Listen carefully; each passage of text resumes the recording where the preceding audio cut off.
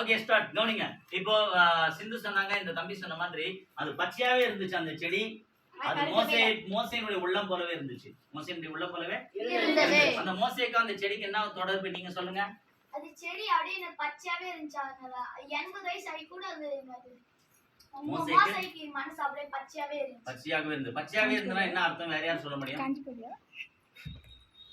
அவன் வந்து ஒரே மனசோடு இருந்தான். ஒரே மனதோடு இருந்தான். 80 வயதான ஒரே மனதோடு இருந்தான். வந்து அவன் நாட்டுக்கு நம்ம நாட்டுக்கு வந்து உதவி செய்யணும், நம்ம நாட்டை வந்து காப்பாற்றணும், நாட்டு மக்களை காப்பாற்ற முடியும். அந்த ஒரு எய்மோடு தான் இருந்தான். அப்ப கடவுள் அவனை வந்து திசை திருப்பி விட்டாரா? கரெக்டா பயன்படுத்தினாரா? அப்ப திட்டங்கள் மாற்றப்பட்டாலும் இறைவன் நமக்கு உதவி செய்வார். இறைவன் நமக்கு உதவி செய்வார். ஆமா. அப்போ ஆடு மேய்க்கிற தொழில் தான் தனக்கு அவன் முடிவு பண்ணியிருக்கலாம். ஆனா அவன் மனசு கரெக்டா இருந்தனால கடவுள் அவனை திரும்பவும் தலைவனாக அழைத்தார். தலைவனாக அதுபோல உங்களுக்கும் ஒரு நோக்கம் இருக்கும். அது கடவுளோடு சேர்ந்து செய்தால் கடவுள் உன்னை எதற்காக அழைத்தாரோ அதை செய்வார். கடவுள் உன்னை எதுக்காக கூப்பிட்டாரோ அதை செய்வார். ஓகேவா? நீங்கள் உங்களுக்கு என்ன திட்டம் வைத்திருக்கிறாரோ அதை கடவுள் செய்து முடிவார். ஓகே, மோசே கடவுள் வந்து தனியா போய் லீடரா இருக்க சொன்னாரா? கூட யாராவது சேர்க்க சொன்னாரா? கூட சொன்னார். அவர் பேர் யாராவது பாய்ஸ் சொல்லுங்க பார்க்கலாம். நீ மட்டும் சொல்ல கேட்கல. ஆரோன். எல்லாரும் சொன்னாங்க. அதனால ஒருத்தர் சொல்ல சொன்னாங்க. கேர்ள்ஸ்ல ஒருத்தர் சொல்லுங்க. ஆரோனை கூட்டிக் கொண்டு அவர் போய் காப்பாற்ற சொன்னார். அதுக்கப்புறம் என்ன நடந்தது இன்னொரு பார்க்கலாம், அல்லது ஒரு கேப் விட்டு பார்க்கலாம். ஒரு கேப் சாக்லேட் கொடுத்து திரும்பி பார்க்கலாம். அப்போ இந்த நிகழ்ச்சியில் நோவா அது மோசேயின் ஹிஸ்டரியிலிருந்து மோசேயினுடைய உண்மையான சரித்திர தகவல் படி நம்மோடு கூட கடவுள் என்ன செய்வார் நீங்க நினைக்கிறீங்க? யாராவது 2 பேரும் எழுந்து சொல்லலாம். ஒவ்வொருத்தரா சொல்லலாம். கடவுள் உங்களுக்கு ஹெல்ப் பண்ணுவாரு. வேற நம்ம நல்ல வழியில நினைச்சோம்னாக்க கடவுள் நம்ம அதே பாதையில கூட்டிட்டு போவாரு. அதே பாதையில கொண்டு செல்வார். வேற என்ன புரிஞ்சுட்டீங்க? மோசே வாழ்க்கையில இருந்து உங்களுக்கு இறைவன் என்ன செய்வார்? நல்லதே செய்வார். சொல்லுங்க. இப்ப போலீஸ் ஆகறேன்னாக்க போலீஸ்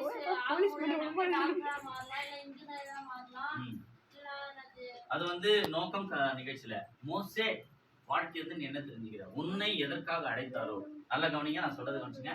மோசே வாழ்க்கையில உன்னை எதுக்காக கடவுள் பொறுப்பு கொடுத்திருக்கிறாரோ அந்த பொறுப்புல தான் கொண்டு போய் சேர்ப்பாரே தவிர நீ போலீஸ் ஆகணும்னு நினைச்சா போலீஸா ஆவா. இன்னொன்னு கடவுள் நினைச்சாதான் நீ போலீஸ் ஆவ, கலெக்டர் ஆகலாம். ஒருவன் நீ கலெக்டர் ஆகணும்னு நினைக்கிறான், அவன் பெரிய பிசினஸ் மேன் ஆகலாம். பிசினஸ் மேன் நிறைய வந்து சம்பாதிக்கிற கோடிக்கணக்கான சம்பாதிக்கிற ஆளா மாறலாம்.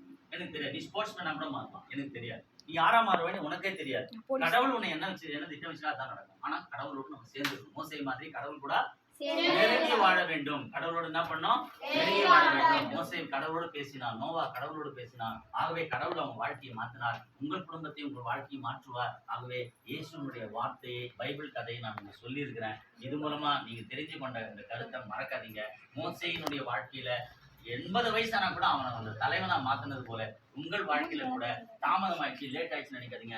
உங்களையும் கடவுள் ஒரு நல்ல நிலைமைக்கு கொண்டு வருவார். நல்ல நிலைமைக்கு கொண்டு வருவார். எத்தனை பேர் நம்புறீங்க? உங்களை மாற்று உங்கள் வாழ்க்கையில திட்டத்தை கடவுள் நிறைவேற்றுவார். Thank you children. Hands down. இன்னொரு முக்கியமான விஷயம் கவனிங்க. ஒருவேளை திட்டங்கள் மாறினாலோ தாமதமானாலோ என்ன பண்ணக்கூடாது? என்ன பண்ணக்கூடாதுங்க? திட்டங்கள் மாறலாம். நீ நினைச்சது நடக்காத மாதிரி இருக்கலாம். அப்ப நீங்க ஒண்ணு புரிஞ்சுக்கணும், கடவுளுக்கு நம்மளுக்கு இந்த திட்டம் வைக்கல அப்படின்னு புரிஞ்சுக்கணும். வேற என்ன அவர் கொடுக்குறாரு அதை வாங்கி என்ன கொடுக்குறாரு அதை.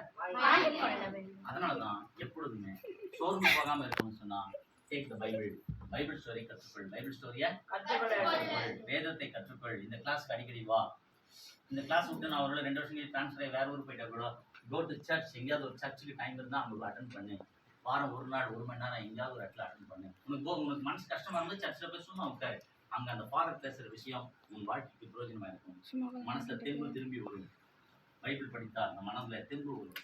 பைபிள் தமிழ்நாட்டுல இந்தியாவில் பைபிள் வந்து என்னது?